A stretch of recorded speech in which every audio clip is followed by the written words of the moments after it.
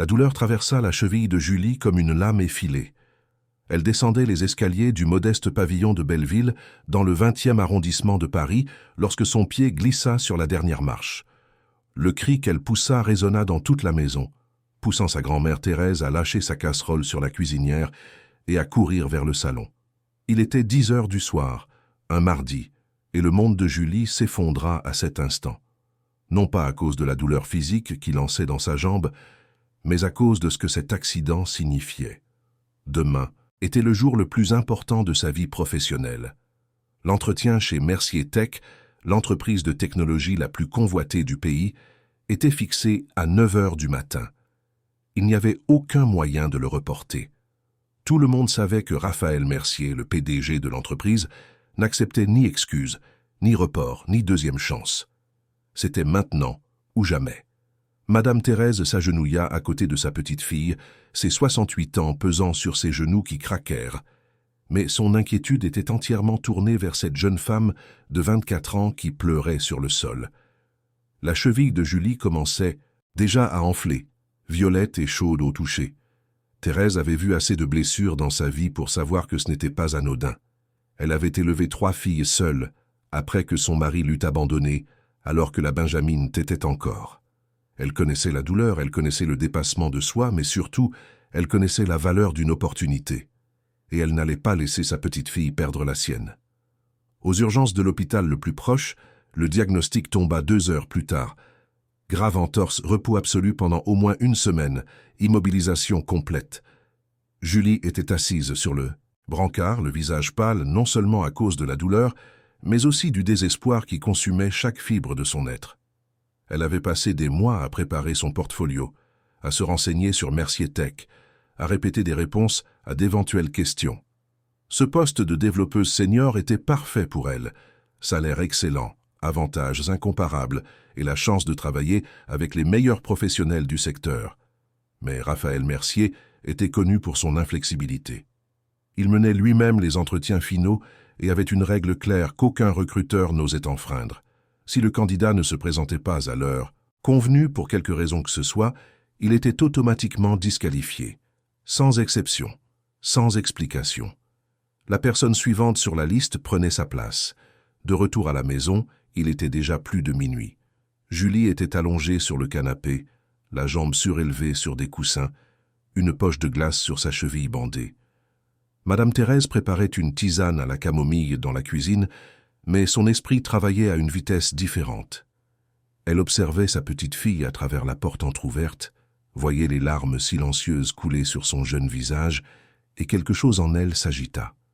C'était la même sensation qu'elle avait eue lorsque ses filles étaient petites et qu'elle devait choisir entre payer le loyer ou acheter des médicaments, entre avoir de la fierté ou demander de l'aide, entre abandonner ou se battre un jour de plus.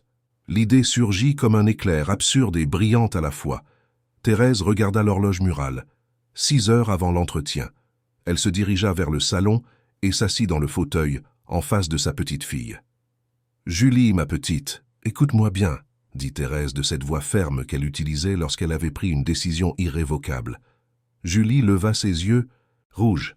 « Tu vas me donner tout ce que tu as préparé pour l'entretien, tout le matériel, tout le portfolio, toutes les informations, et tu vas me dire exactement ce que tu comptais dire. » La jeune femme fronça les sourcils, confuse. « Mamie, je ne comprends pas. » Thérèse se pencha en avant. « J'irai à ta place demain matin. » Le silence qui suivit fut dense et lourd. Julie cligna des yeux plusieurs fois, comme si elle n'avait pas bien entendu. « Mamie, tu es fatiguée. Ça doit être le stress de la soirée. »« Non, ma chérie, je suis très sérieuse. Je vais aller dans cet immeuble chic, je vais monter jusqu'au bureau de ce fameux Raphaël Mercier et je vais lui remettre tout ton travail. » La voix de Thérèse ne vacilla pas une seule seconde. Julie essaya de s'asseoir, mais la douleur l'en empêcha. « C'est de la folie, mamie. Ils n'accepteront jamais. On va me bloquer à la réception. Et même s'ils acceptent, ils me mettront dehors dès qu'ils se rendront compte que je ne suis pas toi. » Madame Thérèse croisa les bras. « Peut-être bien que oui, peut-être bien que non. Mais je préfère essayer et échouer plutôt que de te laisser perdre cette chance, sans même me battre. » Julie ouvrit la bouche pour protester à nouveau, Mais quelque chose dans le regard de sa grand-mère la fit taire. C'était ce même regard déterminé qu'elle voyait quand Thérèse racontait des histoires sur les années difficiles, sur comment elle avait travaillé comme femme de ménage, cuisinière, couturière, tout en même temps, pour s'assurer que ses 3 filles aient à manger et un toit sur la tête. C'était le regard d'une femme qui avait affronté des tempêtes et en était ressortie debout. « Mamie, ils vont t'humilier, » murmura Julie, la voix brisée. « Ça m'est égal. J'ai déjà été humiliée pour des choses pires et par des gens qui valaient bien moins. S'il y a une chance, aussi petite soit-elle, de sauver cette opportunité pour toi, je la saisirai à 2 mains. » Les heures suivantes furent un tourbillon. Julie, encore incrédule mais touchée par le courage de sa grand-mère, commença à lui transmettre toutes les informations. Elle lui montra le portfolio numérique qu'elle avait monté, expliqua chaque projet, chaque ligne de code importante, chaque décision technique qu'elle avait prise. Thérèse notait tout dans un vieux carnet, son écriture menue et soignée remplissant page après page. Elle ne comprenait pas la moitié des termes techniques, mais cela n'avait pas d'importance. Ce n'était pas elle qui devait impressionner le PDG avec des connaissances en programmation. Elle devait juste arriver là-bas, expliquer la situation et remettre le travail de sa petite fille. Quand le soleil commença à se lever sur Paris, teintant le ciel d'orange et de rose, Madame Thérèse était vêtue de ses plus beaux habits. Un pantalon de tailleur noir qu'elle avait acheté en solde des années auparavant, un chemisier blanc à manches longues et un blazer bleu marine qui avait appartenu à sa fille aînée. Elle avait coiffé ses cheveux blancs en un chignon élégant et avait même mis un peu de rouge à lèvres. En se regardant dans le miroir, elle vit une femme de 68 ans avec des rides qui racontaient des histoires de lutte, des mains calleuses de travail acharné, mais des yeux brillants de détermination. Julie était appuyée sur ses béquilles à la porte de la chambre, toujours pâle, toujours effrayée, mais il y avait quelque chose de plus sur son visage maintenant, de l'admiration. L'immeuble de Mercier-Tech se trouvait à La Défense, au cœur du quartier des affaires de Paris. Thérèse prit 2 bus et le RER pour s'y rendre. Quand elle descendit à la station, il était 8h40, 20 minutes avant l'entretien. Elle marcha dans les rues animées, son cœur battant plus vite à chaque pas. Ce n'était pas vraiment de la peur, c'était cette sensation d'être sur le point de sauter d'une falaise sans savoir s'il y avait de l'eau ou des rochers en bas. Mais Thérèse avait toujours sauté. Elle avait toujours eu confiance que, d'une manière ou d'une autre, elle trouverait un moyen de survivre à l'impact. L'édifice était de verre et d'acier, s'élevant vers le ciel comme une lance brillante. Dans le hall, le marbre reflétait des lumières douces et un jardin vertical couvrait un mur entier. Tout ici criait le luxe, le pouvoir, l'argent. Thérèse se sentit petite un instant, mais elle pensa alors à sa petite fille à la maison, à la douleur dans sa cheville, à ses larmes silencieuses, et ses épaules se redressèrent. Elle se dirigea vers la réception avec la posture d'une reine. « Bonjour », dit-elle à la réceptionniste, une jeune femme d'à peine 25 ans dans un tailleur impeccable. « J'ai un entretien avec monsieur Raphaël Mercier à 9h. Le nom est Julie Martin. » La réceptionniste regarda l'écran de son ordinateur, puis Madame Thérèse, puis à nouveau l'écran. Son expression était celle d'une confusion totale. « Madame, vous êtes la candidate Julie Martin ?» Thérèse déglutit, mais garda une voix ferme. « Oui, c'est moi. Enfin, pas exactement. Mais je peux tout expliquer à monsieur Mercier, si vous pouviez me laisser monter. » La jeune femme semblait véritablement perdue. Elle regarda autour d'elle comme si elle cherchait de l'aide, mais le hall était presque vide à cette heure de la matinée. « Écoutez, madame, » commença la réceptionniste, la voix basse et hésitante, « je ne sais vraiment pas si je peux faire ça. Monsieur Mercier est très strict avec les horaires et les procédures. Si je vous laisse monter et qu'il se met en colère, je pourrais perdre mon emploi. » Madame Thérèse posa les mains sur le comptoir de granit et se pencha légèrement en avant. Son regard croisa celui de la réceptionniste et il y avait quelque chose d'impossible à ignorer. « Ma petite, je comprends. Votre position. Mais ma petite fille, la vraie Julie Martin, est à la maison avec une cheville foulée. Elle a passé des mois à se préparer pour cet entretien. Ce poste est le rêve de sa vie. Et cet homme là-haut, aussi puissant soit-il, n'accepte pas de report. Alors je suis venu jusqu'ici, j'ai pris le bus et le RER en traversant toute la ville pour essayer de sauver son opportunité. Maintenant, vous pouvez me bloquer ici et je partirai en paix. Mais chaque fois que vous regarderez cet ascenseur, vous vous demanderez ce qui serait arrivé si vous aviez laissé une grand-mère se battre pour sa petite-fille. Vous vous demanderez si un peu de votre courage aurait pu changer la vie de quelqu'un, et vous porterez ce doute pour toujours. » La réceptionniste resta silencieuse pendant de longues secondes. Puis, presque sans croire à ce qu'elle faisait, elle tapa quelque chose sur son ordinateur et prit un badge visiteur. « 23e étage, » dit-elle, la voix tremblant légèrement. « Son bureau est au bout du couloir. » Madame Thérèse prit le badge et sourit. « Vous êtes une bonne personne, vous ne le regretterez pas. » En se dirigeant vers l'ascenseur, Thérèse sentit ses jambes trembler pour la première fois. Qu'était-elle en train de faire? C'était de la démence. Mais il était trop tard pour faire marche arrière maintenant. Les portes de l'ascenseur se fermèrent et elle commença à monter, vers une rencontre qui allait tout changer. Le 23e étage de Mercier Tech était encore plus impressionnant que le hall. Des murs de verre offraient une vue panoramique sur Paris, la ville s'étendant à perte de vue. Le couloir était large, avec un parquet de bois clair et des lumières encastrées qui créaient une atmosphère à la fois moderne et accueillante. Mais Madame Thérèse remarqua à peine la décoration. Son cœur battait si fort qu'elle pouvait l'entendre dans ses propres oreilles. Chaque pas vers le bout du couloir semblait plus lourd que le précédent. Que dirait-elle? Comment expliquerait-elle? Et s'il la mettait à la porte avant même qu'elle puisse ouvrir la bouche? La porte du bureau de Raphaël Mercier était en bois sombre, avec des détails en métal brossé. Une plaque discrète portait son nom et son titre. Thérèse s'arrêta devant la porte, respira profondément 3 fois, puis frappa. « Entrez !»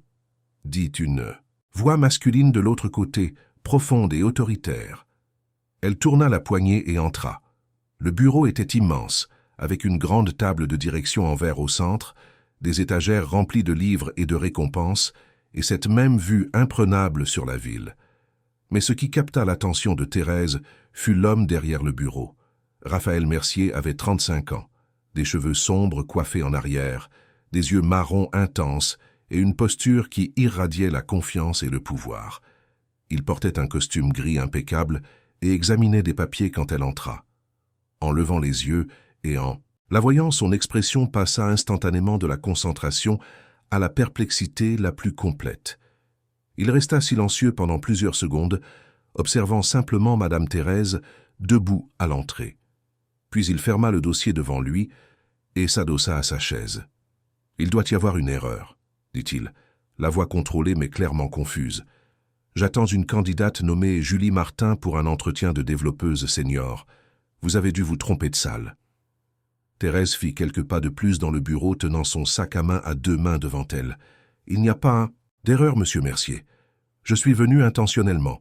Mon nom est Thérèse Martin et Julie est ma petite-fille. » Raphaël fronça les sourcils et pour la première fois, une ombre d'irritation traversa son visage. « Alors, mademoiselle Martin a décidé de ne pas se présenter et vous a envoyé à sa place? C'est absolument inacceptable. Je suis très clair sur le fait que je n'accepte ni remplacement ni report. » « Non, » l'interrompit Thérèse, sa voix plus ferme maintenant. « Elle ne m'a pas envoyé. Je suis venu de ma propre initiative. » Raphaël se leva, ses mouvements brusques, révélant une frustration croissante. Il était grand, devait mesurer 1,85 m, et sa présence physique intimidante était clairement quelque chose qu'il utilisait à son avantage dans les négociations.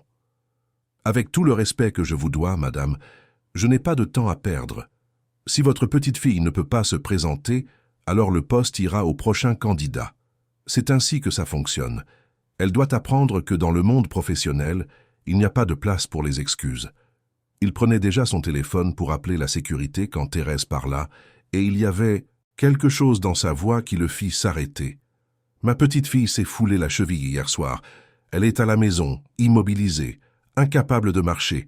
Elle a pleuré toute la nuit parce qu'elle savait que vous ne reporteriez pas. Et elle avait raison, n'est-ce pas ?» Raphaël baissa lentement le téléphone, mais son expression restait fermée. « Et qu'est-ce que ça change?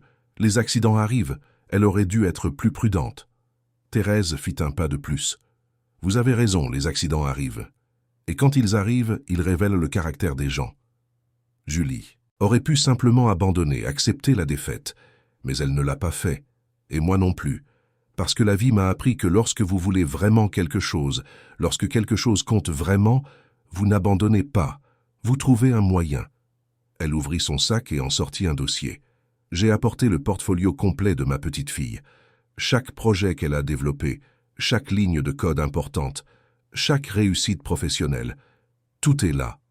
Je n'attends pas que vous l'engagiez sur la base de ce que je dis. Mais j'espère qu'au moins vous regarderez son travail avant de la rayer de la liste. Raphaël resta immobile, clairement partagé. Une partie de lui voulait maintenir sa règle inflexible, renvoyer cette dame âgée et poursuivre son emploi du temps. Mais il y avait quelque chose dans toute cette situation qui le dérangeait d'une manière qu'il ne pouvait nommer. Il tendit la main et prit le dossier que Thérèse lui offrait.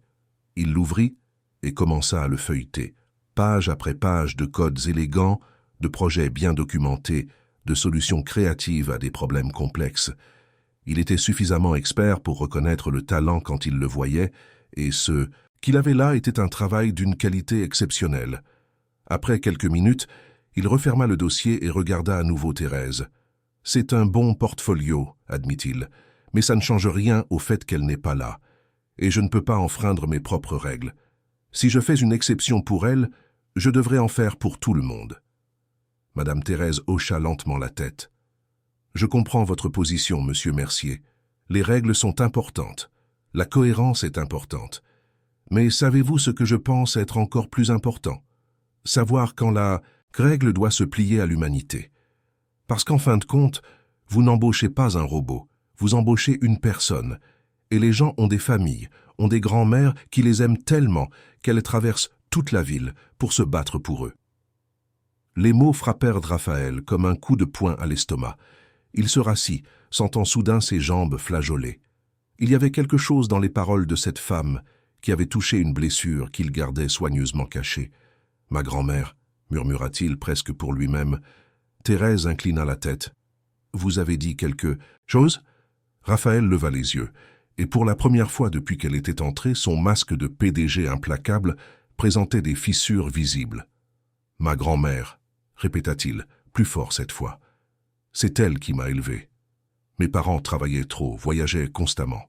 Quand j'avais 7 ans, ils m'ont quasiment laissé avec elle dans une simple maison de la campagne auvergnate pendant qu'ils poursuivaient leur carrière et l'argent. » Il fit une pause, la voix devenant plus rauque. Elle était couturière. Elle travaillait à la maison, faisait des vêtements sur mesure pour les gens du village. Elle ne gagnait pas beaucoup, mais il y avait toujours à manger sur la table. Il y avait toujours un câlin quand je rentrais de l'école. Et elle aurait fait exactement ce que vous faites en ce moment. Elle aurait traversé le monde entier si c'était pour m'aider. Les mots sortirent de Raphaël comme l'eau d'un barrage qui cède, et Thérèse réalisa que cet homme puissant révélait quelque chose qu'il ne partageait probablement jamais avec personne.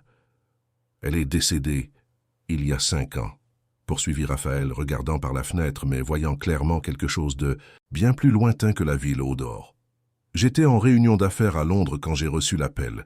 Elle a eu un problème cardiaque et n'a pas survécu. Je ne suis pas arrivé à temps pour lui dire au revoir. J'étais trop occupé à construire cet empire, à prouver à mes parents absents que je pouvais réussir mieux qu'eux. Et dans le processus, j'ai oublié de l'appeler. J'ai oublié de lui rendre visite. J'ai oublié ce qui comptait vraiment. » Il se tourna de nouveau vers Thérèse, et ses yeux étaient humides. « Et puis vous entrez ici et vous me rappelez tout ce que j'ai essayé de ne pas ressentir depuis 5 ans. Vous me rappelez que derrière chaque CV, chaque nom sur la liste, il y a une personne, il y a une histoire, il y a quelqu'un qui aime cette personne. » Madame Thérèse sentit ses propres larmes menacées de couler, mais elle garda son sang-froid. « Monsieur Mercier, votre grand-mère ne voudrait pas que vous portiez cette culpabilité. Elle serait fière de tout ce que vous avez accompli. Mais peut-être, juste peut-être, elle voudrait aussi que vous vous souveniez que le succès ne se mesure pas seulement en chiffres et en réalisations. Il se mesure aussi à la façon dont nous traitons les gens en chemin. » Raphaël passa une main sur son visage, essuyant discrètement ses yeux. Il resta silencieux un long moment, et Thérèse respecta ce silence. Quand il parla enfin, sa voix avait une qualité différente, plus douce, plus humaine. « Je vais faire quelque chose que je n'ai jamais fait auparavant, » dit-il. « Je vais enfreindre ma propre règle, mais à une condition. Thérèse attendit, le cœur battant à tout rompre. « Vous allez faire passer l'entretien à ma petite fille. »« Toi aussi, oui, » confirma Raphaël. « Mais je veux que vous soyez présente aussi. Je veux connaître la personne qui a été élevée par quelqu'un avec votre courage et votre détermination. Si votre petite fille a la moitié de votre force de caractère, elle s'intégrera parfaitement ici. » Madame Thérèse sentit enfin les larmes couler. Elle n'essaya pas de les cacher. « Merci, monsieur Mercier, vous ne le regretterez pas. » Raphaël secoua la tête. « Quelque chose me dit que non. Mais je dois vous prévenir, l'entretien sera rigoureux. Le fait que je fasse une exception pour sa présence ne signifie pas que je vais abaisser mes standards techniques. Si elle n'est pas assez bonne, elle ne sera pas embauchée. »« C'est juste, » répondit Thérèse. « Ma petite fille ne veut pas de faveur. Elle veut une chance équitable. Et c'est exactement ce que vous lui offrez. » Raphaël prit son agenda et l'ouvrit. « Nous pouvons le faire la semaine prochaine. Cela laissera le temps à sa cheville de guérir un peu. Disons mercredi, dans 7 jours, même heure. » Il nota quelque chose puis leva à nouveau les yeux. « Vous pourrez laisser vos coordonnées à ma secrétaire en sortant. Elle confirmera tous les détails avec vous. » Thérèse acquiesça et se leva, rangeant le dossier vide dans son sac. Alors qu'elle était presque à la porte, Raphaël l'appela de nouveau. « Madame Martin. » Elle se retourna. « Merci d'être venue. Merci de m'avoir rappelé ce que j'avais oublié. » Elle sourit, un sourire fatigué mais sincère. Parfois, Dieu met les bonnes personnes aux bons endroits au bon moment. Je crois qu'aujourd'hui, j'avais autant besoin d'être ici que vous aviez besoin que je vienne. Quand Thérèse quitta l'immeuble, il était plus de 10 heures du matin. Paris continuait son rythme frénétique. Des millions de personnes courant d'un côté à l'autre, chacune avec ses propres batailles et ses propres rêves. Elle reprit le RER, puis les 2 bus, et quand elle ouvrit enfin la porte de la maison, Julie était exactement là où elle l'avait laissée, sur le canapé avec la jambe surélevée. La petite fille regarda sa grand-mère avec un mélange d'espoir et de peur. « Alors ?» réussit-elle à demander, la voix tremblante. Madame Thérèse laissa tomber son sac par terre, se dirigea vers le canapé et serra sa petite fille dans ses bras. « Tu as un entretien mercredi prochain, ma chérie, et il veut que je vienne aussi. » Julie se mit à pleurer, s'accrochant à sa grand-mère comme si elle était un canot de sauvetage dans un océan déchaîné. « Mamie, je ne sais pas comment te remercier. »« Tu n'as pas à me remercier, » murmura Thérèse en caressant les cheveux de sa petite fille. « C'est ce qu'on fait pour ceux qu'on aime. On se bat. » La semaine qui suivit fut une montagne russe d'émotions et de préparations intenses. Julie passa chaque journée à étudier encore plus, à peaufiner ses réponses, à revoir ses codes et ses projets. Sa cheville allait mieux. Elle avait encore mal et boitait visiblement, mais elle pouvait marcher avec une canne. Madame Thérèse observait sa petite fille avec un mélange de fierté et d'inquiétude. Elle voyait la jeune femme se réveiller à 5 heures du matin pour étudier, voyait ses cernes se creuser, voyait l'anxiété grandir à chaque jour qui passait. Le mardi soir, veille de l'entretien, Thérèse s'assit à côté de Julie sur le lit. « Ma chérie, tu dois te reposer. » Julie regarda sa grand-mère avec des yeux fatigués. « Mamie, je ne peux pas gâcher cette chance. Monsieur Mercier fait déjà une exception énorme, je dois être parfaite. » Thérèse prit les mains de sa petite fille entre les siennes. « Tu n'as pas besoin d'être parfaite. Tu as besoin d'être toi, authentique, humaine. C'est ça qui l'a touchée quand j'étais là-bas. Ce n'était pas la technique ou la perfection, c'était la vérité. C'était le cœur. » Julie respira profondément, sentant les paroles de sa grand-mère apaiser un peu la tempête en elle. « Tu penses que j'en suis capable? Je sais que tu en es capable, » répondit fermement Thérèse, « et je serai là avec toi. » Cette nuit-là, pour la première fois de la semaine, Julie dormit bien. Le mercredi matin, elles se préparèrent avec soin. Julie enfila un tailleur pantalon bleu marine, attacha ses cheveux bruns en une queue de cheval professionnelle et appliqua un maquillage discret. Madame Thérèse portait le même blazer que la première fois, mais cette fois, elle se sentait différente. Elle n'y allait plus en guerrière désespérée. Elle y allait en témoin du triomphe de sa petite fille. Elles arrivèrent à Mercier Tech 15 minutes avant l'heure. La même réceptionniste que la semaine précédente était là, et quand elle vit Madame Thérèse, ses yeux s'illuminèrent. « Vous avez réussi. s'exclama-t-elle à voix basse, clairement émue. Thérèse sourit. Pas encore. Mais on va essayer. La jeune femme regarda Julie, remarquant la canne et la légère claudication. Bonne chance. Monsieur Mercier est exigeant, mais si vous ressemblez un peu à votre grand-mère, vous allez assurer. Julie la remercia, touchée par sa gentillesse. Dans l'ascenseur, en montant, elle regarda sa grand-mère. « Mamie, tu as vraiment impressionné tout le monde ici. Qu'est-ce que tu lui as dit ?» Thérèse sourit mystérieusement. « Je lui ai juste rappelé des choses qu'il avait oubliées. » Cette fois, quand elles entrèrent dans le bureau, Raphaël Mercier les attendait déjà. Il était debout à côté de son bureau et son expression était sérieuse mais pas hostile. « Mademoiselle Martin », salua-t-il Julie en lui tendant la main. « C'est un plaisir de vous rencontrer enfin. » Julie lui serra la main, remarquant la poignée ferme, mais pas écrasante. « Le plaisir est pour moi, monsieur Mercier, et merci pour cette seconde chance. » Raphaël désigna les chaises en face de son bureau. « Je vous en prie, asseyez-vous. » Il retourna à sa chaise et ouvrit le portfolio de Julie. « J'ai passé toute la semaine à examiner votre travail, » commença-t-il. « C'est impressionnant. Vos solutions aux problèmes de scalabilité montrent une pensée innovante. Votre code est propre et bien documenté. Techniquement, vous êtes en tête de liste des candidats. » Julie sentit une vague de soulagement, mais Raphaël leva la main. « Mais je n'embauche pas seulement sur la base des compétences techniques. » Il s'adossa à sa chaise, les doigts entrelacés sur le bureau. « Dites-moi, mademoiselle Martin, qu'est-ce qui est le plus important dans un projet logiciel? Les gens ou le code ?» Julie n'hésita pas. « Les gens, sans aucun doute. » Raphaël haussa un sourcil. « Intéressant. La plupart des candidats disent que les deux sont aussi importants. Pour essayer de me plaire, pourquoi pensez-vous que ce sont les gens ?» Julie regarda sa grand-mère un bref instant, puis se tourna de nouveau vers Raphaël. « Parce que le code peut être réécrit, refactorisé, amélioré. Mais si les gens derrière le code ne communiquent pas bien, s'ils ne se font pas confiance, s'ils ne comprennent pas pour qui ils construisent, alors peu importe l'élégance du code. Le projet échouera. J'ai appris ça en observant ma grand-mère. Elle a élevé 3 filles seule, non pas parce qu'elle avait les meilleures ressources ou le meilleur plan. Elle a réussi parce qu'elle a mis les gens en premier. Toujours.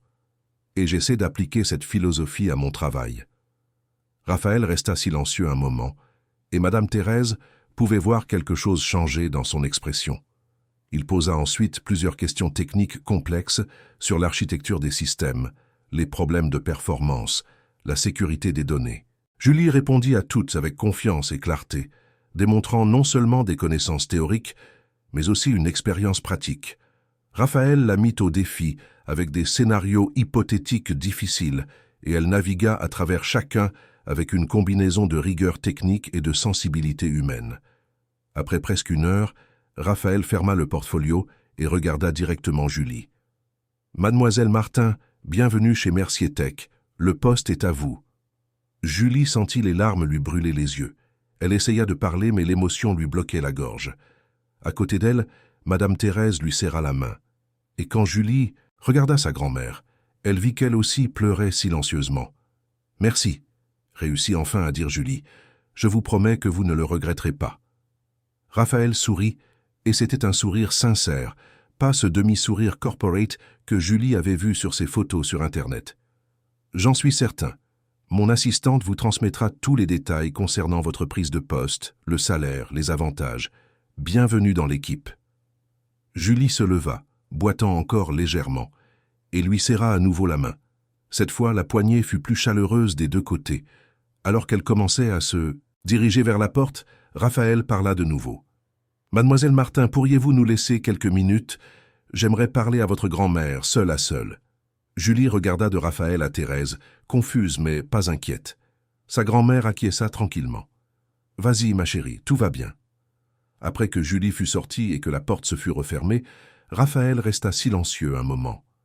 Il se leva et se dirigea vers la fenêtre, les mains dans les poches, regardant la ville au dehors. « Madame Martin, » commença-t-il, la voix plus douce que pendant tout l'entretien. « La semaine dernière, quand vous êtes venue d'ici, quelque chose a changé en moi.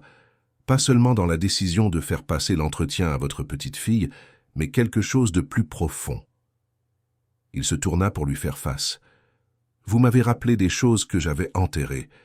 Vous m'avez rappelé ma grand-mère, oui, mais vous m'avez aussi rappelé qui j'étais avant de devenir ça.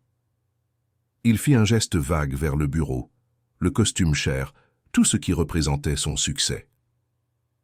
J'ai construit cette entreprise à partir de rien, poursuivit Raphaël. J'ai commencé avec 2 ordinateurs dans un garage loué et j'ai transformé ça en l'une des plus grandes entreprises de technologie du pays. J'ai 400 employés, des bureaux dans 5 villes, des contrats de plusieurs millions d'euros. Et vous savez ce que j'ai gagné dans le processus? Il fit une pause, la voix devenant amère. La peur, le respect basé sur la terreur, des gens qui sont d'accord avec moi parce qu'ils ont peur de ne pas l'être, une équipe qui me voit comme un patron, pas comme un leader, et une solitude qu'aucun succès financier ne peut combler. Thérèse écoutait en silence, sachant que parfois les gens ont juste besoin de quelqu'un qui écoute sans juger. « J'ai perdu mon humanité en chemin », admit Raphaël. « Et le pire, c'est que je ne m'en suis même pas rendu compte. Ça a été progressif. Chaque petite décision cruelle justifiée par l'efficacité, chaque relation sacrifiée sur l'autel de la productivité. » Il se rassit, et pour la première fois depuis que Thérèse l'avait rencontré, il semblait vulnérable, presque fragile. « J'ai besoin d'aide, » dit-il simplement. « Et je pense que vous êtes la personne qu'il me faut. » Thérèse inclina la tête. « De quoi avez-vous besoin exactement, Raphaël? Puis-je vous appeler Raphaël ?» Il acquiesça. « S'il vous plaît. »« Raphaël, » dit-elle, « vous avez déjà des consultants en affaires, des experts en technologie, des avocats. Qu'est-ce qu'une vieille dame comme moi pourrait vous offrir que vous n'ayez déjà ?» Raphaël sourit, mais c'était un sourire triste. « Exactement ce qui manque. L'humanité, la vérité. Une perspective qui n'est pas intéressée à m'impressionner ou à me flatter. Quelqu'un qui me voit comme une personne, pas comme un PDG. » Il se pencha en avant. « Madame Martin, j'aimerais vous offrir un emploi. Rien de technique, rien qui ne demande de connaissances en technologie. Je veux que vous soyez ma conseillère en humanité. » Thérèse cligna des yeux, complètement surprise. « Conseillère en quoi ?» Raphaël gesticula en expliquant. « Je veux que vous veniez ici quelques fois par semaine. Observez l'entreprise, parlez aux employés, voyez comment les gens se sentent vraiment. Et ensuite, donnez-moi un retour honnête, sans filtre, sans politique d'entreprise. Juste la vérité directe sur ce qui fonctionne et ce qui ne fonctionne pas. Sur la façon dont j'échoue avec mon équipe, sur la façon dont je peux me reconnecter à l'humanité que j'ai perdue. » Thérèse resta silencieuse un long moment. C'était complètement inattendu, absurde même. Elle n'avait aucune qualification formelle, pas de diplôme universitaire, n'avait jamais travaillé dans un bureau. « Raphaël, je ne sais pas si je suis la bonne personne. Je suis juste une dame qui a élevé ses filles comme elle a pu. Je n'ai pas la formation pour ça. » « Exactement, » répondit Raphaël. « Vous avez quelque chose de bien plus précieux que la formation. Vous avez la sagesse, vous avez l'expérience de la vie. Vous avez la capacité de voir ce qui compte vraiment. Et plus important encore, vous n'avez pas peur de me confronter. Vous l'avez prouvé en entrant ici la première fois. » Il fit une pause. « Je suis prêt à vous payer un salaire juste. Rien qui ne vous rendra millionnaire, mais assez pour que vous puissiez travailler avec dignité. Et vous auriez une totale liberté de dire ce que vous pensez. C'est la seule condition non négociable. Si je vous offre ça, vous devez me promettre d'être brutalement honnête avec moi, même quand la vérité fait mal. Surtout quand la vérité fait mal. » Madame Thérèse regarda cet homme puissant assis en face d'elle, et elle vit au-delà du costume cher et du bureau de luxe. Elle vit un garçon qui avait grandi sans ses parents, élevé par une grand-mère aimante, qui avait atteint un succès impressionnant mais en avait payé un prix terrible. Elle vit quelqu'un qui tendait la main pour demander de l'aide, et Thérèse n'avait jamais été capable d'ignorer une demande d'aide. « J'accepte, » dit-elle, « mais avec une condition de mon côté. » Raphaël haussa les sourcils. « Laquelle ? Vous devez être vraiment prêt à écouter, pas seulement avec vos oreilles, mais avec votre cœur. Parce que si j'accepte, je vous dirai des vérités que vous ne voudrez peut-être pas entendre. Je vous questionnerai. Je vous mettrai au défi. Et ce sera inconfortable. Êtes-vous prêt pour ça ?» Raphaël lui tendit la main. « Je le suis. Plus près que je ne l'ai jamais été. » Thérèse lui serra la main, scellant un accord qui allait changer leurs deux vies de manière qu'aucun d'eux ne pouvait prévoir. 3 semaines plus tard, Madame Thérèse connaissait déjà Mercier Tech d'une manière qu'aucun employé ne connaissait. Elle n'avait pas de bureau propre, juste une table dans un coin tranquille de l'étage principal, mais c'était intentionnel. Elle voulait être là où les gens étaient, observer, écouter, sentir l'énergie du lieu, et ce qu'elle sentit la perturba profondément. L'ambiance était trop silencieuse. Ce n'était pas le calme productif de personnes concentrées sur leurs tâches. C'était le silence lourd de personnes ayant peur de faire du bruit. Les employés marchèrent dans les couloirs à la hâte, la tête basse évitant le contact visuel. Les conversations étaient chuchotées. Les rires étaient rares. Et chaque fois que Raphaël apparaissait, c'était comme si une vague de froid traversait l'atmosphère. Thérèse commença à parler aux gens. Au début, c'était des interactions brèves et superficielles. Un bonjour par-ci, un comment ça va par-là. Mais progressivement, à mesure que les employés réalisaient que cette gentille dame se souciait vraiment, ils commencèrent à s'ouvrir. C'est ainsi qu'elle rencontra Marianne, l'assistante administrative de 28 ans. Elles se croisèrent dans la salle de pause pendant la pause déjeuner. Marianne était seule, mangeant un sandwich en regardant son téléphone. « Je peux m'asseoir ici ?» demanda gentiment Thérèse. Marianne leva les yeux et acquiesça, surprise que quelqu'un veuille sa compagnie. « Vous travaillez ici depuis combien de temps ?» demanda Thérèse en ouvrant sa propre gamelle. « 4 ans, répondit Marianne. « J'ai commencé comme stagiaire et j'ai été promue 2 fois. »« C'est merveilleux, » sourit Thérèse. « Vous devez être très douée dans ce que vous faites. » Marianne haussa les épaules. « Je le pensais. » Il y avait quelque chose dans la façon dont elle avait dit ça qui fit marquer une pause à Thérèse. « Vous le pensiez, qu'est-ce qui a changé ?» Marianne resta silencieuse un moment, comme si elle décidait si elle pouvait faire confiance à cette femme. Puis les mots commencèrent à couler. « Il y a 2 ans, j'ai eu une idée pour améliorer notre système de service client. C'était quelque chose de simple, mais je pensais que ça pourrait faire une différence. Alors je l'ai présenté à mon superviseur lors d'une réunion. » Elle fit une pause, son visage se contractant au souvenir. « Il m'a humilié devant tout le monde. Il a dit que les assistantes n'étaient pas payées pour penser, seulement pour exécuter, que je devais me concentrer sur mon travail et laisser les idées aux personnes qualifiées. Depuis, je n'ai plus jamais rien suggéré. Je fais juste ce qu'on me dit et je rentre chez moi. » Madame Thérèse sentit la colère monter en elle, mais elle garda une voix calme. « Et vous avez raconté ça à quelqu'un? À Monsieur Mercier ?» Marianne laissa échapper un rire amer. « Le dire à Monsieur Mercier? Madame Martin, avec tout le respect que je vous dois, Monsieur Mercier fait partie du problème. C'est lui qui a créé cette culture, mais tout le monde ici sait que si vous faites une erreur, vous êtes fini. Si vous paraissez faible, vous êtes fini. Si vous ne produisez pas comme une machine, vous êtes fini. On ne vient pas travailler ici parce qu'on adore ça. On vient parce que le salaire est bon et que le nom de l'entreprise pèse sur un CV. Mais personne, et je dis bien personne, n'est vraiment heureux ici. » Thérèse absorba chaque mot, son cœur s'alourdissant à chaque révélation. Elle posa d'autres questions, mais sans trop insister. Elle se contenta d'écouter. Et quand Marianne partit enfin, Thérèse resta seule dans la salle de pause, pensant à tout ce qu'elle avait entendu. Les jours suivants, elle parla à d'autres personnes.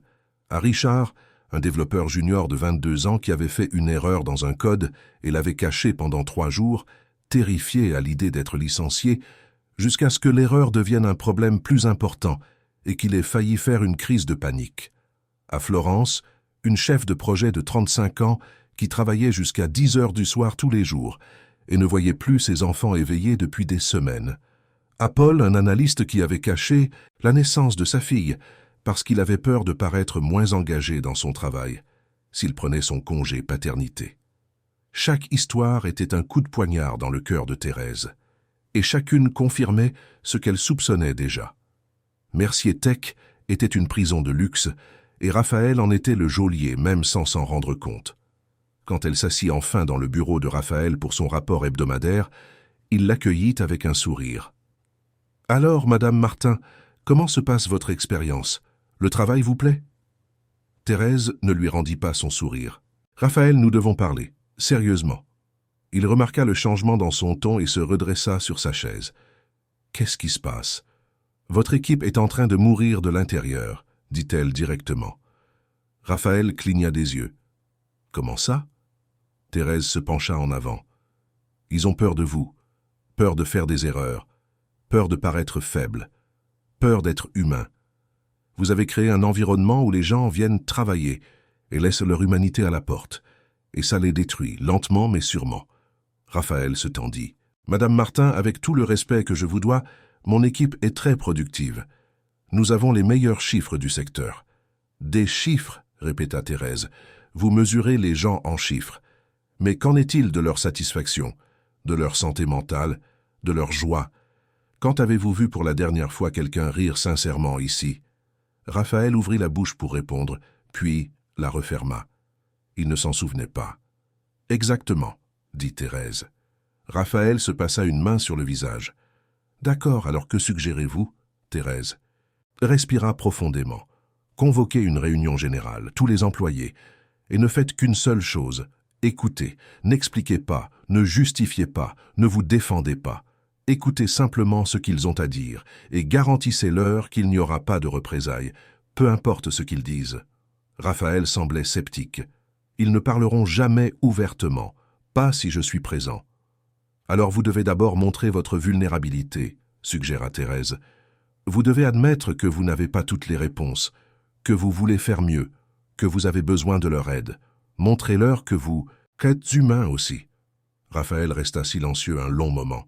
Finalement, il acquiesça. « D'accord, je vais le faire. Mais vous restez à mes côtés. Toujours, promit Thérèse. La réunion fut fixée au vendredi après-midi. Lorsque les 400 employés se rassemblèrent dans l'auditorium de l'entreprise, la tension était palpable. Ils chuchotaient entre eux, spéculant sur la raison de cette convocation inattendue. Licenciement massif? Restructuration? Personne ne savait. Raphaël monta sur scène avec Madame Thérèse à ses côtés et la salle devint absolument silencieuse. « Bonjour à tous », commença Raphaël, sa voix résonnant dans le système de sonorisation. « Je sais que des réunions comme celle-ci apportent généralement de mauvaises nouvelles, mais ce n'est pas le cas aujourd'hui. Personne ne sera licencié. Aucun changement drastique n'est à venir. » Il fit une pause, visiblement nerveux. « Je vous ai tous convoqués ici parce que je dois admettre quelque chose. J'ai échoué envers vous. » La salle devint si silencieuse qu'on aurait pu entendre une mouche voler. Ces dernières semaines, Madame Martin, que beaucoup d'entre vous connaissent déjà, a été ma conseillère en humanité. Elle a parlé avec vous, observé notre culture et m'a apporté un rapport qui m'a fait honte. Il respira profondément. Vous avez peur. Peur de faire des erreurs, peur de montrer votre faiblesse, peur d'être humain. Et c'est de ma faute. C'est moi qui ai créé cet environnement. C'est moi qui ai donné ce ton. Et aujourd'hui, je suis ici pour m'excuser et pour écouter.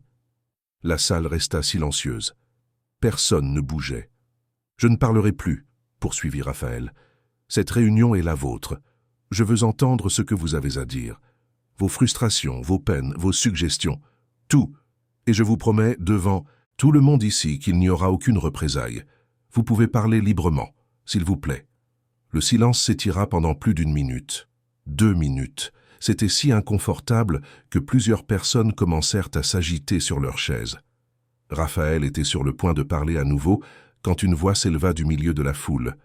Marianne était debout, tremblant visiblement, mais avec de la détermination sur le visage. « J'ai quelque chose à dire. » Toutes les têtes se tournèrent vers elle. « S'il vous plaît, » dit gentiment Raphaël.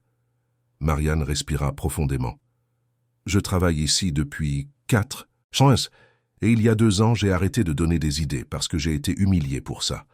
On m'a traité comme si j'étais stupide d'essayer de contribuer. Et depuis, je viens travailler chaque jour en faisant le strict minimum, de peur de me faire remarquer, de peur de parler, de peur d'être moi-même. » Sa voix se brisa. « J'adorais travailler ici. Mais maintenant, je compte juste les jours jusqu'à la fin de la journée. » Raphaël était pâle. « Marianne, je suis désolé, je ne savais pas. Le barrage était rompu. » Un autre employé se leva. Richard, le développeur junior. « J'ai fait une erreur il y a 3 mois, une simple erreur de code. Mais j'étais si terrifié à l'idée d'être licencié que je l'ai caché pendant 3 jours. Et pendant ces 3 jours, je n'ai pas dormi, pas bien mangé. J'ai failli faire une crise de panique.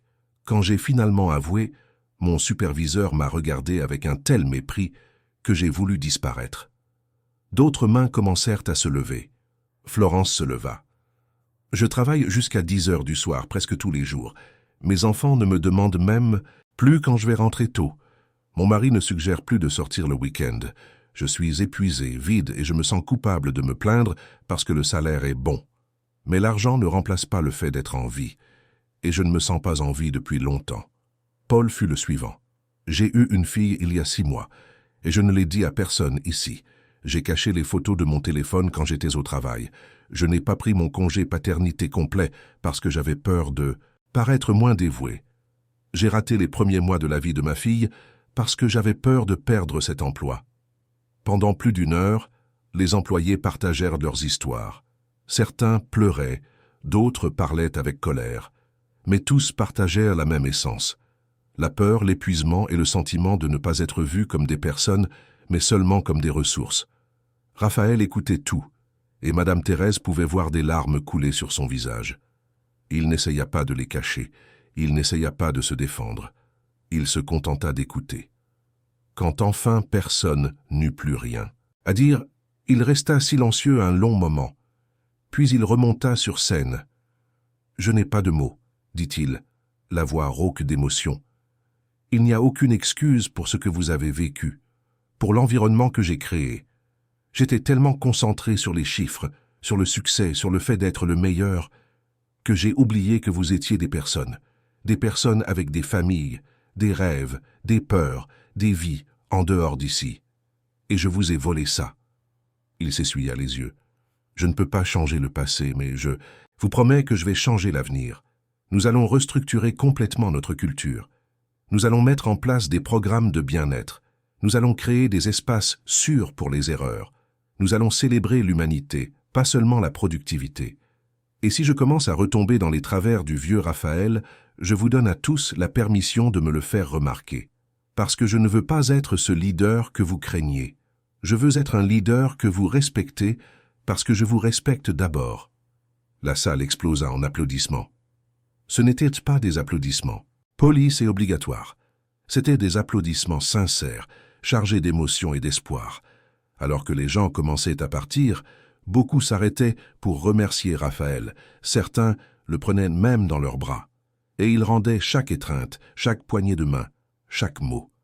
Madame Thérèse observait tout cela les larmes aux yeux, sachant qu'elle avait été témoin du début de quelque chose de transformateur. 2 mois s'étaient écoulés depuis cette réunion transformatrice et Mercier Tech était méconnaissable. Les couloirs autrefois silencieux résonnaient maintenant de conversations animées et de rires sincères. La salle de pause, qui était un lieu où les gens mangeaient, vite et seuls, était devenue un point de rencontre où les équipes partageaient des idées et des histoires. Raphaël avait mis en place des changements drastiques, horaires flexibles pour que les parents puissent emmener leurs enfants à l'école. Vendredi, avec départ à 15 heures. Séance mensuelle de thérapie gratuite pour tous les employés. Un programme de mentorat où les erreurs étaient traitées comme des opportunités d'apprentissage, non comme des motifs de punition. Et plus important encore, il avait lui-même changé. Il se promenait dans les étages, parlant aux gens, s'enquérant de leur vie, se souvenant des noms de leurs enfants et de leurs conjoints. Il riait plus, souriait plus, était plus humain. Les résultats étaient indéniables. L'équipe de Julie, qu'elle dirigeait maintenant après une promotion fulgurante, avait augmenté sa productivité de 40%. Mais ce n'était pas une productivité née de la peur, c'était une productivité née d'un engagement sincère. Les gens voulaient être là, voulaient contribuer, voulaient faire partie de quelque chose de plus grand.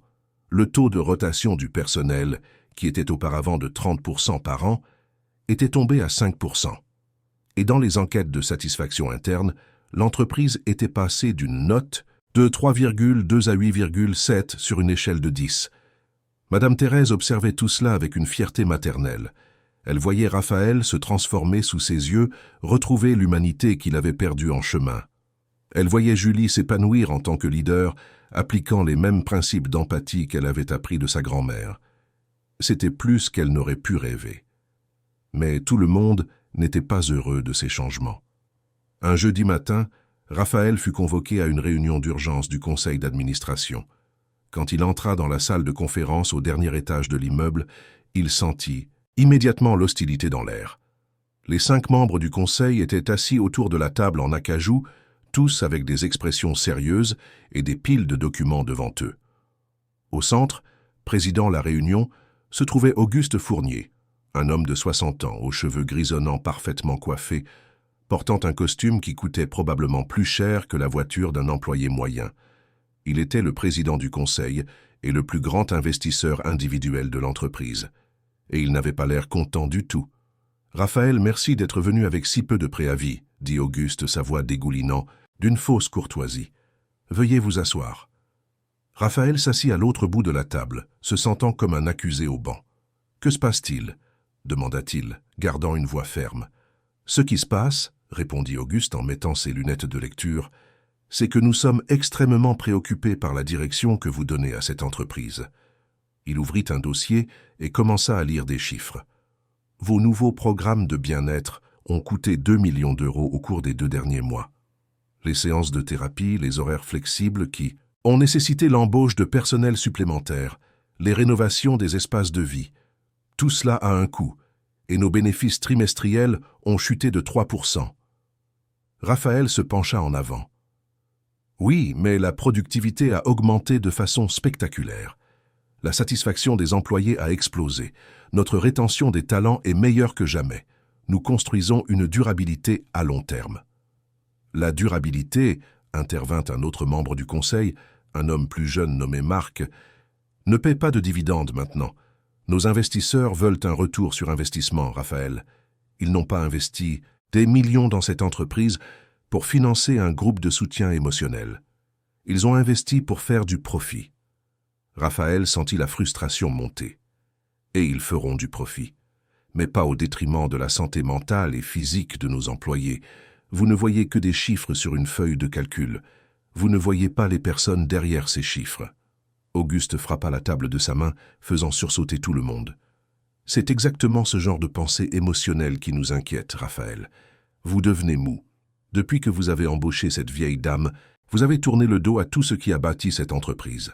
La dureté, l'excellence sans compromis, les résultats avant tout.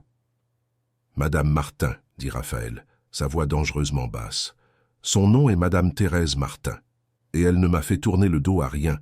Elle m'a aidé à retrouver quelque chose que j'avais perdu, quelque chose que vous n'avez clairement jamais eu pour commencer, l'humanité. La pièce devint glaciale. Auguste retira lentement ses lunettes. Faites attention à vos paroles, Raphaël. Je vous rappelle que nous possédons 51% de cette entreprise. Vous travaillez pour nous. Et si nous ne sommes pas satisfaits de votre performance, nous avons tout à fait le droit de vous remplacer. Raphaël sentit son sang se glacer. Vous me menacez ? Nous vous donnons un ultimatum, corrigea Auguste. Vous avez 3 mois pour annuler ces changements ridicules. Supprimez les programmes de bien-être. Revenez au modèle de gestion précédent. Récupérez ces 3% de bénéfices. Ou nous trouverons quelqu'un qui peut le faire. Raphaël se leva brusquement, sa chaise raclant bruyamment sur le sol. Vous voulez que je détruise tout ce que nous avons construit ces 2 derniers mois. Vous voulez que je redevienne le patron que tout le monde craignait. Vous voulez que je choisisse entre le profit et les gens.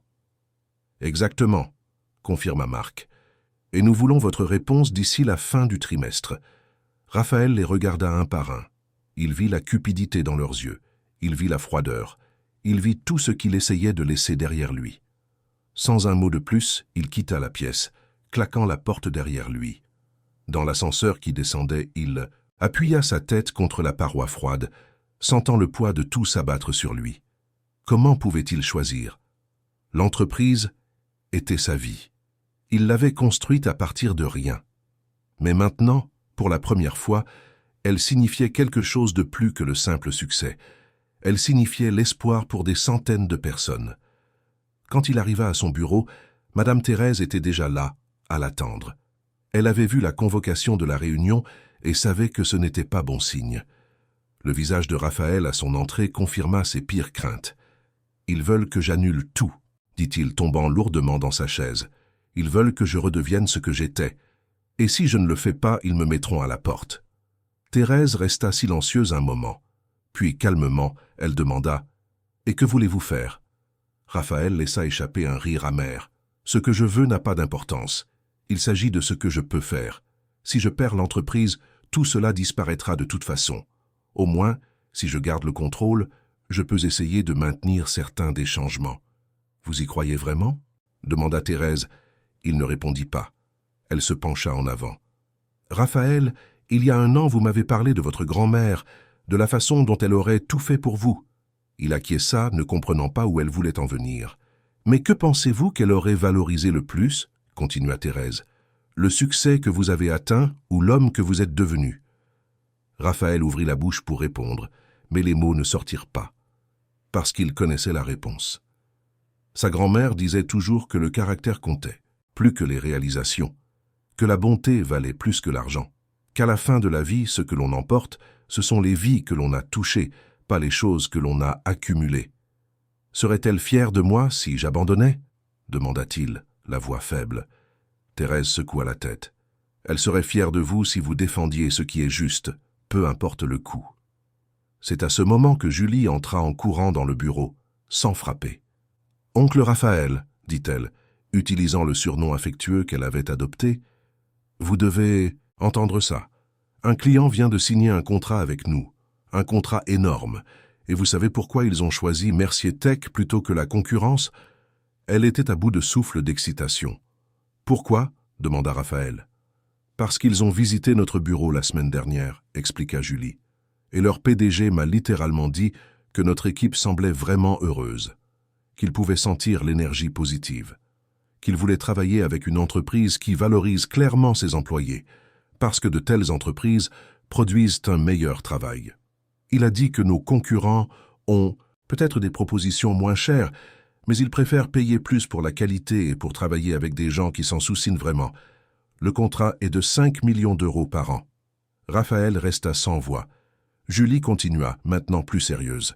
« Mamie m'a parlé de l'ultimatum, et je suis venu vous dire que tout le monde en bas en parle. La nouvelle a fuité, et toute l'équipe est de votre côté. Ils disent que si vous êtes licencié pour les avoir défendus, ils vous suivront. Ils quitteront l'entreprise et commenceront quelque chose de nouveau avec vous. » Raphaël regarda de Julie à Madame Thérèse. « Vous savez ce que vous demandez ? Recommencer à zéro serait tout perdre. »« Pas tout, » dit doucement Thérèse. « Vous ne perdriez pas votre caractère. Vous ne perdriez pas le respect de ces gens. Vous ne vous perdriez pas vous-même à nouveau. Et ces choses valent infiniment plus que n'importe quelle entreprise. » Raphaël resta silencieux un long moment. Puis, quelque chose changea dans son expression. Le doute laissa place à la détermination. L'incertitude laissa place à la clarté. Il se leva et se dirigea vers la fenêtre, regardant la ville au dehors. « Convoquez une assemblée générale extraordinaire du Conseil, dit-il. Julie, le visage illuminé, sortit en courant pour organiser. Thérèse resta derrière. « Vous savez ce que vous allez faire ?» demanda-t-elle. Raphaël se retourna et il y avait du feu dans ses yeux. « Je vais leur montrer que l'humanité n'est pas une faiblesse, c'est une force, et je vais prouver que faire ce qui est juste est toujours plus rentable à long terme. Et s'ils ne peuvent pas le voir, alors ils ne méritent pas d'être dans cette entreprise. » L'assemblée fut fixée pour le lendemain. Raphaël passa toute la nuit à préparer sa présentation, compilant des données, préparant des arguments. Quand il entra dans la salle de réunion le lendemain matin, le conseil était déjà là, ainsi que quelques actionnaires minoritaires qui avaient été convoqués. Auguste l'accueillit avec un sourire condescendant. « J'espère que vous êtes venu nous dire que vous allez revenir sur vos décisions hâtives. » Raphaël posa son dossier sur la table et brancha son ordinateur portable au projecteur. « En fait, je suis venu présenter des données qui prouvent que vous avez complètement tort. » Il commença sa présentation. D'abord, il montra les chiffres de productivité. 40% d'augmentation dans certaines équipes, 15% d'augmentation globale. Puis il montra le taux de rotation, de 30 à 5%. « Savez-vous combien coûte la formation d'un nouvel employé ?» demanda-t-il. « En moyenne, 3 mois de salaire. Avec une rotation de 30% sur 400 employés, nous perdions des millions chaque année, juste en remplaçant des gens qui partaient parce qu'ils étaient malheureux ici. » Il continua implacable. Il montra des enquêtes de satisfaction client, toutes en amélioration. Il montra le nouveau contrat que Julie avait obtenu spécifiquement parce que la culture de l'entreprise avait impressionné le client. Il montra des projections sur 5 ans, démontrant qu'avec une meilleure rétention et une productivité accrue, les bénéfices exploseraient, bien au-delà des 3% qu'ils avaient temporairement perdus. Et puis, il fit quelque chose que personne n'attendait. Il montra sa propre vie. Des photos d'il y a 2 ans, où il paraissait fatigué, vieilli, vide, et des photos d'aujourd'hui, où il souriait, vivant. « Je construisais un empire, dit-il, mais je perdais mon âme dans le processus. Voulez-vous un PDG productif ou voulez-vous un PDG qui travaillera jusqu'à se détruire lui-même et tous ceux qui l'entourent, parce que je ne peux plus être la deuxième option. » La salle était silencieuse.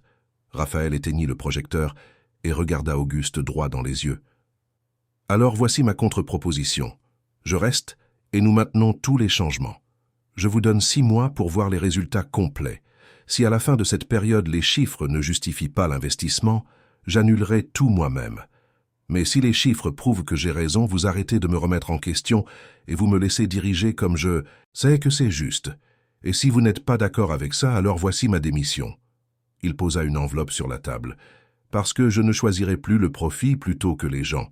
Je ne sacrifierai plus l'humanité sur l'autel de l'efficacité.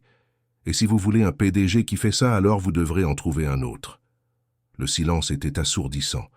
Auguste regarda l'enveloppe, puis Raphaël, puis les données encore à l'écran. Finalement, il s'adossa à sa chaise et retira ses lunettes.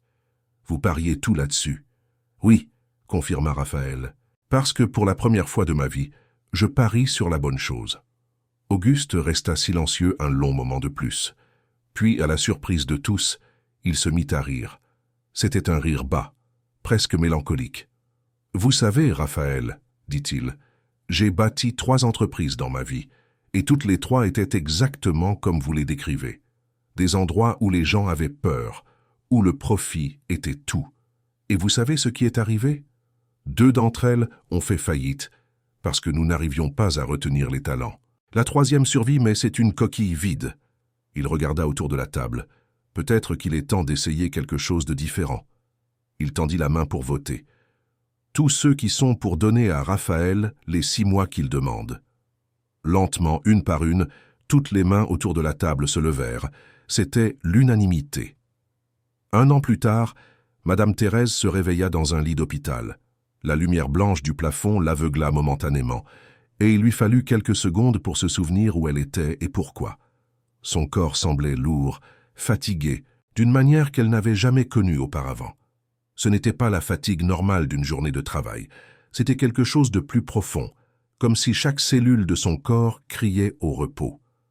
La porte s'ouvrit et une infirmière entra, suivie rapidement par Julie et Raphaël. « Mamie !» Julie courut vers le lit, prenant délicatement la main de sa grand-mère.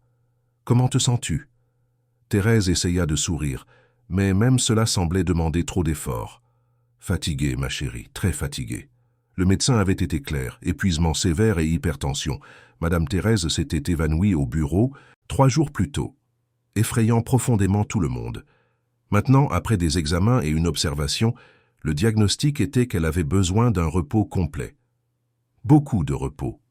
Raphaël se tenait à côté du lit, le visage marqué par l'inquiétude et la culpabilité. « Madame Martin, c'est de ma faute. Je vous ai laissé trop travailler.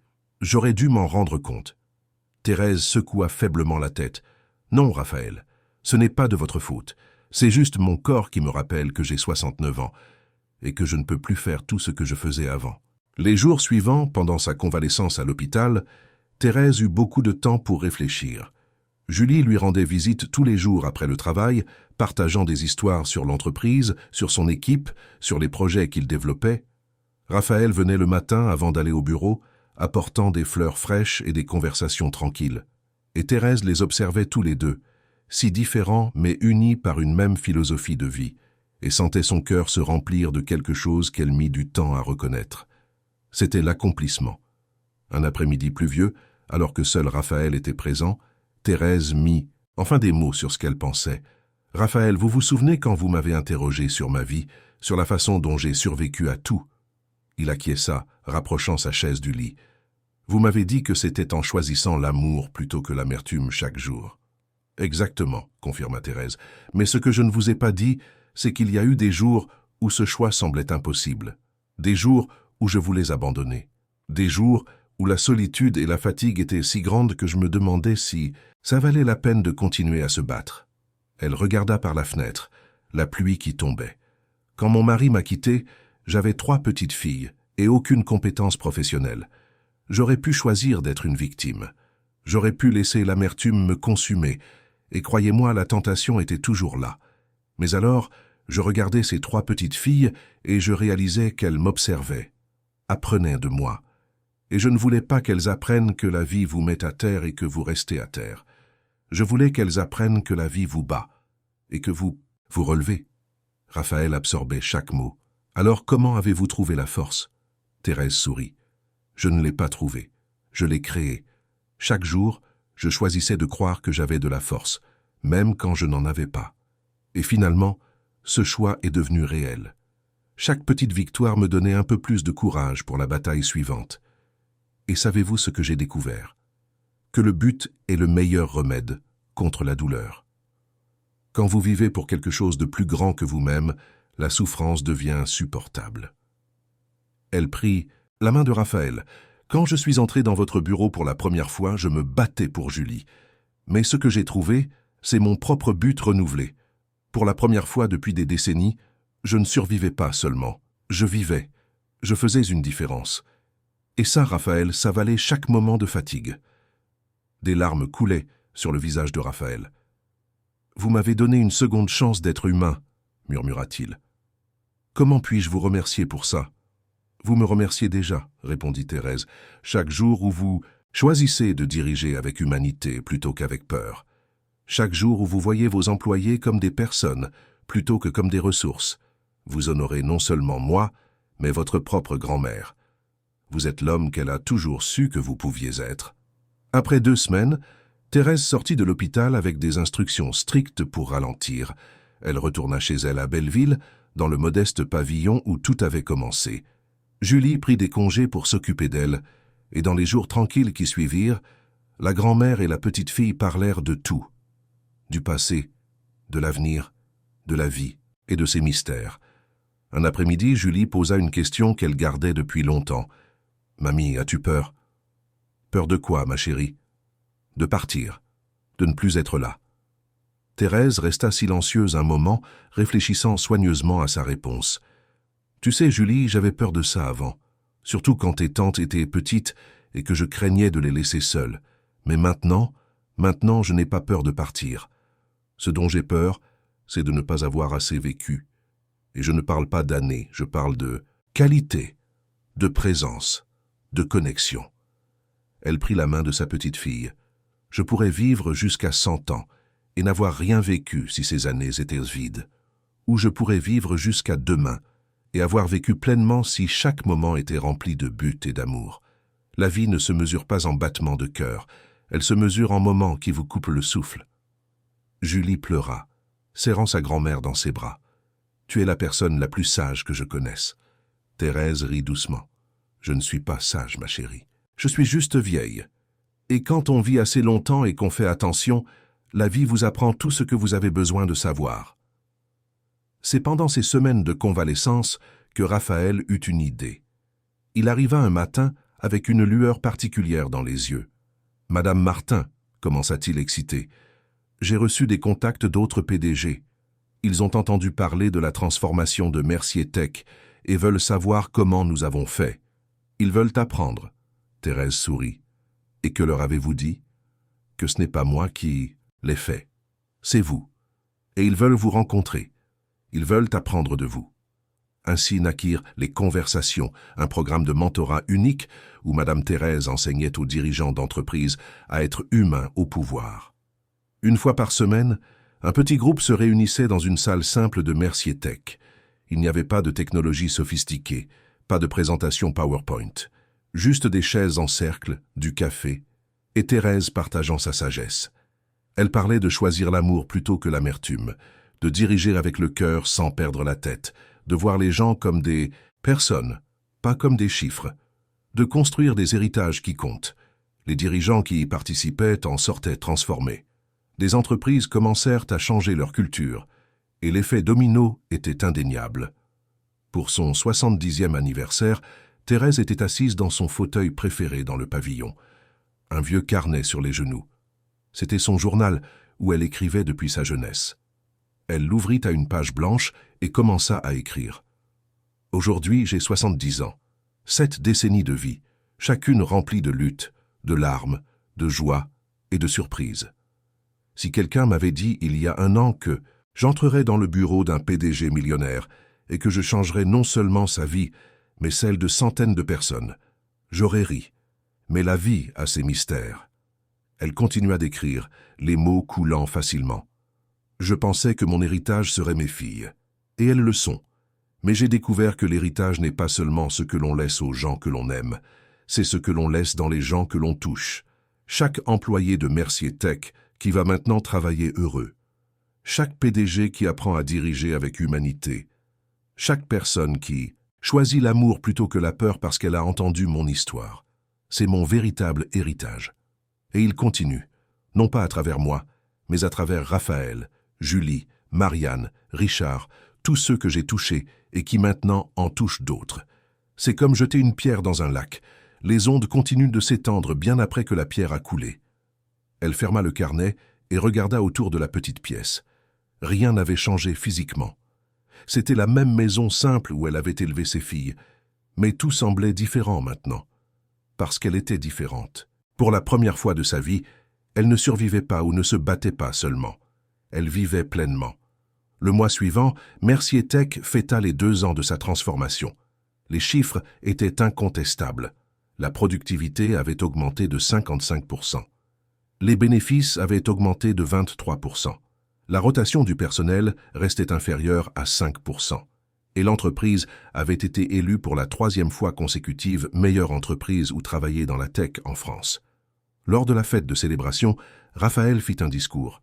Il regarda la salle remplie d'employés, tous souriants, discutant, célébrant ensemble. « Il y a 2 ans, commença-t-il, j'aurais dit que le succès de cette entreprise se mesurait en contrats signés et en bénéfices trimestriels. Et ces chiffres sont importants, je ne vais pas mentir. Mais aujourd'hui, je sais que le vrai succès se mesure différemment. » Il désigna la salle. « Il se mesure dans les rires que j'entends tous les jours, dans les gens qui m'arrêtent dans le couloir pour partager de bonnes nouvelles sur leur famille, dans les employés qui disent qu'ils aiment venir travailler. C'est ça, le vrai succès. Et je dois tout. Cela à une femme extraordinaire qui est entrée un jour dans mon bureau et m'a rappelé ce que j'avais oublié. Que nous sommes humains d'abord, professionnels ensuite. » Madame Thérèse, qui était assise à côté de Julie, se leva à la demande de Raphaël. La salle entière explosa en applaudissements, des applaudissements longs et sincères. Raphaël descendit de la petite estrade et serra Thérèse dans ses bras. « Merci, » lui murmura-t-il à l'oreille. « Pour tout, pour m'avoir sauvé de moi-même. » Thérèse s'écarta et lui prit le visage entre ses mains. « Tu n'avais pas besoin d'être sauvé, Raphaël. Tu avais juste besoin qu'on te le rappelle. Et maintenant tu le rappelles aux autres. C'est l'héritage qui continue. » Cette nuit-là, quand tout le monde fut parti et que le bureau était silencieux, Raphaël resta seul dans sa salle. Il prit son téléphone et composa un numéro qu'il n'avait pas appelé depuis des années. Son père répondit après quelques sonneries. « Raphaël, c'est toi ?»« Oui, papa, » répondit Raphaël, la voix étranglée par l'émotion. « Je voulais juste appeler pour dire que je comprends maintenant. Je comprends pourquoi toi et maman travaillez autant. Vous, essayez de nous donner une vie meilleure. Et je suis reconnaissant. Mais j'ai aussi appris qu'il y a des moyens de chercher le succès sans se perdre en chemin. Et je voulais que tu saches que j'ai trouvé cet équilibre et que mamie serait fière. » Il y eut un silence de l'autre côté, puis le son de pleurs contenu. « Elle le serait, mon fils. Elle serait très fière. » Quelques mois plus tard, Madame Thérèse était assise dans son petit jardin à l'arrière du pavillon. Le soleil de l'après-midi filtrait à travers les feuilles du manguier qu'elle avait elle-même planté des décennies auparavant. Julie était assise à côté d'elle, travaillant sur un ordinateur portable. « Mamie, » dit soudain Julie, « on m'a invité à donner une conférence sur le leadership humanisé à la plus grande conférence technologique du pays. » Thérèse sourit. « Et tu vas accepter » Julie regarda sa grand-mère. « Seulement si tu viens avec moi. Je veux raconter notre histoire. Comment tout a commencé avec une grand-mère courageuse qui a traversé la ville pour se battre pour sa petite fille. » Thérèse sentit des larmes de joie. « Ce sera un honneur, ma chérie. » Alors que le soleil se couchait sur Paris, peignant le ciel d'orange et de rose, Madame Thérèse réfléchit à son parcours. D'une femme abandonnée, élevant seule 3 filles, à un mentor qui transformait des dirigeants, de survivante à inspiration. Et elle réalisa que sa vie, avec toutes ses douleurs et ses luttes, avait été exactement ce qu'elle devait être pour la préparer à ce moment. Le vrai succès, pensa-t-elle, n'est pas de ne jamais tomber, c'est de se relever à chaque fois que l'on tombe et d'aider les autres à se relever aussi. C'est de transformer sa douleur en but, sa lutte en sagesse, sa souffrance en compassion. Et quand on fait cela, quand on vit non seulement pour soi-même, mais pour élever les autres, alors on laisse le genre d'héritage qui transcende les générations. Un héritage non pas d'argent ou de pouvoir, mais d'amour, de courage et d'humanité. Et cet héritage, sourit-elle pour elle-même, cet héritage vit pour toujours.